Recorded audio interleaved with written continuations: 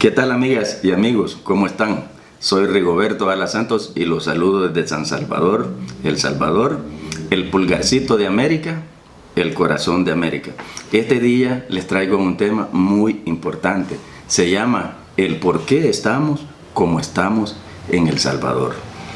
Recuerden que si nosotros no sabemos de dónde venimos y dónde estamos, difícilmente vamos a saber hacia dónde ir.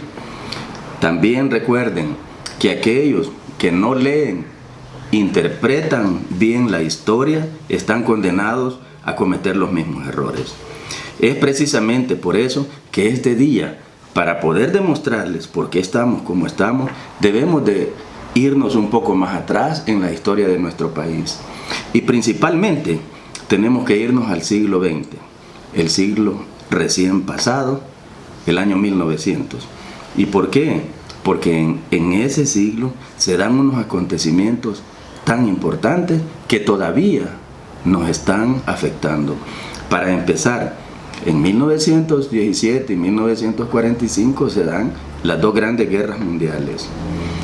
Segundo, allá por 1929 se da una gran recesión económica mundial. Pero lo más importante para nuestro país es que en el año de 1917 nace en Rusia el comunismo. Lenin pone en práctica las ideas de Carlos Marx en Rusia al derribar a los zares. Recuérdense que los zares eran reyes de Rusia, tenían el poder económico, el poder político, inclusive el poder religioso. Él implementa el comunismo en Rusia y no solo eso, sino que allí se establece la primera internacional comunista con una disposición a ayudar a todos aquellos países y a todos aquellos pueblos que quisieran ser comunistas. Porque recuérdense que la base del comunismo ideológico era la lucha de clases, la lucha entre los empresarios y los trabajadores. Es en ese sentido que esta internacional comunista está haciendo acciones para poder expandir el comunismo por todo el mundo. Eso nos afecta grandemente. ¿Por qué? Si en 1917 nace en Rusia el comunismo, ya para 1930 y 32, ya en El Salvador ya hay organizaciones comunistas fuertes. Una de ellas era el Partido Comunista Salvadoreño. ¿Por qué les hablo de eso? Porque ya en 1932 ustedes han escuchado hablar del general Martínez y de lo que se dice de la gran masacre contra campesinos. Eso es lo que dicen. No se ha dicho nada más del general Martínez. Pero bien, esa recesión de 1929 es otro efecto grande por cuanto en El Salvador impacta en la economía. En esa época estaba de presidente Arturo Araujo y Arturo Araujo lleva al gobierno a una crisis grande. Nosotros dependíamos de los ingresos únicamente del café y al no tener esos ingresos habían pasado meses, varios meses que no se le pagaba a los trabajadores del sector público y todos los otros sectores estaban bastante afectados. Fue en ese momento en que se da el golpe de Estado al doctor Araujo y entra el general Martínez. El general Martínez tiene ya en el país la sombra de la amenaza del comunismo. Mucha gente en ese tiempo no sabía qué era el comunismo, simplemente sabía lo que le vendían. Sabían que el comunismo ofrecía un paraíso a los trabajadores, que ofrecía libertad, que ofrecía prosperidad, justicia social, pero no sabían en realidad qué era el comunismo. Ahora, a mí no me va a costar mucho explicarlo, porque todos sabemos qué es el comunismo. Basta ver Nicaragua, basta ver Cuba, basta ver Venezuela, basta ver Vietnam, Corea del Norte para saber que el comunismo solo ha conllevado a miseria, ha conllevado a destrucción. El comunismo ha llevado pobreza. En realidad, el comunismo como tal nunca ha llevado progreso ni riqueza a ningún país. Y era el caso de El Salvador. Por eso es que todos ustedes ahorita podrían entender cuál era la preocupación de los gobernantes en ese momento, y más que todo de los militares que estaban participando ya en política en esos tiempos, aunque no como militares, sino que pedían la baja y participaban en política. Pero ahora podemos entender cuál era la verdadera preocupación de esos militares. Y ahí es donde nace, primeramente, esa gran lucha que se da en 1932, la cual toda la izquierda en el país la quiere hacer aparentar como que fueron campesinos que querían mejores condiciones, y que fue una gran masacre de campesinos. Pero nos dicen que fue el Partido Comunista salvadoreño el que había engañado a mucha gente, así como nos han engañado modernamente. Bien, el general Martínez actuó en ese tiempo contra esa amenaza comunista. Si hubieron excesos, si hubieron abusos, bueno, eso no nos consta. Yo traigo a cuenta ahorita únicamente el punto del comunismo, porque el comunismo ha sido una amenaza, una sombra negra que ha estado detrás del desarrollo de nuestro país. Bien, el general Martínez fue un excelente presidente, y le quieren achacar abusos de todo eso, pues no sé. Pero lo que yo sí sé es que fue una persona honrada. El general Martínez ha entregado este país unos 12 o 13 años después de 1932, porque él estuvo en el poder unos 12 años, lo ha entregado con cero deuda. A mí, el coronel Valdés, que le decían el loco Valdés, me contó él a mí, que él fue ayudante del general Martínez. Me dice que el general Martínez se fue a mediados de año, allá por junio de 1900, creo que fue 40 y algo. Pero me cuenta el coronel Valdés, me contó de que él se iba a ir un 14 de junio o julio, pero que cuando hicieron la planilla a él le estaban pagando el mes completo. A él le estaban pagando todo el mes y él se iba a ir como 14 de ese mes. Cuando él vio que le estaban pagando ese mes completo, él ordenó inmediatamente que la planilla se hiciera de nuevo. Y le dijo al escribiente: quiero que me paguen solo los 14 días que voy a estar. Yo no me voy a ir debiéndole al Estado ni siquiera 15 días. Así que se hizo la planilla de nuevo y al general Martínez se le pagó solo los 14 días hasta el día exacto donde él llegó. El general Martínez se fue para Honduras.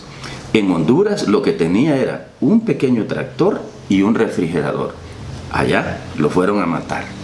Y le acusan todo, pero ese hombre dejó al país en un orden administrativo inigualable. Solo para decirle que lo haya dejado con 0 centavos de deuda al país, es decir, bastante.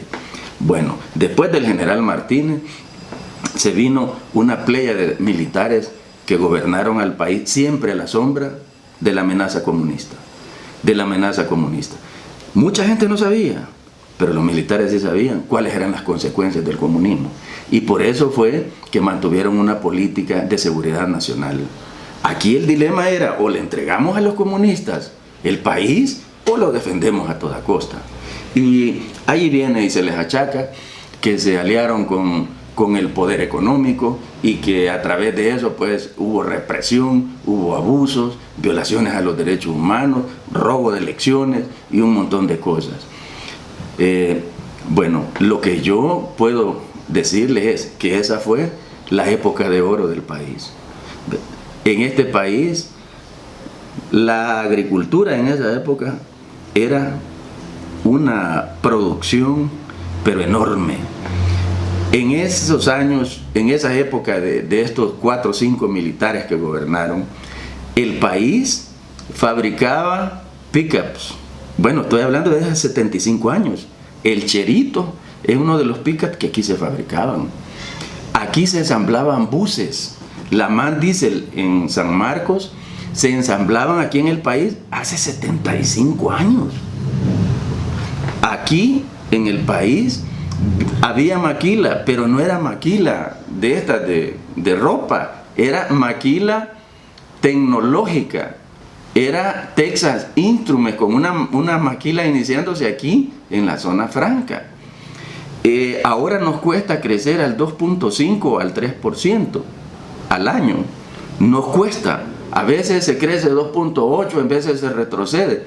En esa época se creció más de 5 puntos durante 20 años consecutivos. La ganadería aquí era de oro. En este país, la música, los grandes grupos musicales, en este país, en esa época, no había delincuencia. Aquí los únicos delincuentes que andaban eran unos 3 o 4 que andaban en El Salvador, pero ya les habían cortado el pelo, eran pelones totalmente, la gente ya sabía quiénes eran. En realidad, si vamos a hablar de economía y de seguridad, de progreso, yo les digo, fue la época de oro. Ahora, que hubo abusos de los militares en el robo de elecciones, yo creo que sí, porque yo viví una de esas elecciones y fue la de Duarte. Y yo sí me di cuenta, estaba en WhatsApp. Duarte había ganado contundentemente en WhatsApp. Pero a las 11 de la noche entró la Guardia Nacional a WhatsApp, ahí todo el mundo a correr. Se llevaron las urnas y al día siguiente, ¿verdad?, salió que había ganado, ¿verdad?, el presidente Romero. Entonces, habrá sido siempre por la amenaza del comunismo que los militares mantenían cierta custodia y todo, yo no lo sé. Lo que sí sé es que sí, las elecciones no eran libres. Y eso sí creó un caldo de cultivo en toda la población. De ahí es que nace, ¿verdad?, la fuerza del frente. Nace la fuerza del frente. Pero desgraciadamente, ¿verdad?, ya sabemos cuáles eran las intenciones, no de los combatientes del frente. Yo no estoy hablando de esa gran masa, porque yo, si no hubiese sido militar, me hubiera metido al frente. Porque realmente no había justicia. No había elecciones libres. Así es que aquí había una gran masa humana que queríamos elecciones libres, queríamos libertad de expresión porque no se podía hablar. En realidad, si uno hablaba mal, ya no sabía el futuro de uno, ¿verdad? Y hay que ser en eso honesto y justo. Pues bien, ¿qué es lo que sucede? Llega el frente, con la ayuda de Rusia se fortalece y se desata, ¿verdad?, la guerra interna, porque es mal llamada guerra, es un conflicto interno en El Salvador entre el frente y el gobierno. No es contra la Fuerza Armada, es contra el gobierno, porque la Fuerza Armada no es independiente, sino estaba un presidente. El presidente, la junta de gobierno, el presidente Magaño, el presidente Duarte, ellos ordenaron a la Fuerza Armada defender el sistema capa y espada. Y así fue como llegamos durante 12 años de guerra a un momento en que dijimos, aquí se debe devolver la paz, se debe de alcanzar la paz. Se hacen los acuerdos de paz, ¿y qué es lo que nace nuevamente con los acuerdos de paz? Lo siguiente. Miren, tenemos el capital, tenemos al gobierno. Del gobierno no hablo solo el poder, sino que hablo, no el poder ejecutivo, sino que hablo de todos los que gobiernan el país, y tenemos al pueblo. Cuando un gobierno no hace el equilibrio entre el capital y el pueblo, y cuando este capital a través de la empresa privada, que dicho de paso sea, la empresa privada no es enemiga. Aquí hay cúpulas que sí son enemigas de las poblaciones, pero cuando controla a este gobierno, a quien afecta es el pueblo. Y esa ha sido la historia de nuestro país. Así estamos ahora. ¿Y qué sucedió con los acuerdos de paz? Con los acuerdos de paz simplemente volvió el capital de forma desmedida a controlar al gobierno y a seguir sus políticas. Y si no, veamos qué pasó con la banca, veamos qué pasó con las empresas estatales, veamos qué pasó con las políticas económicas del país y veamos qué pasó con los programas sociales.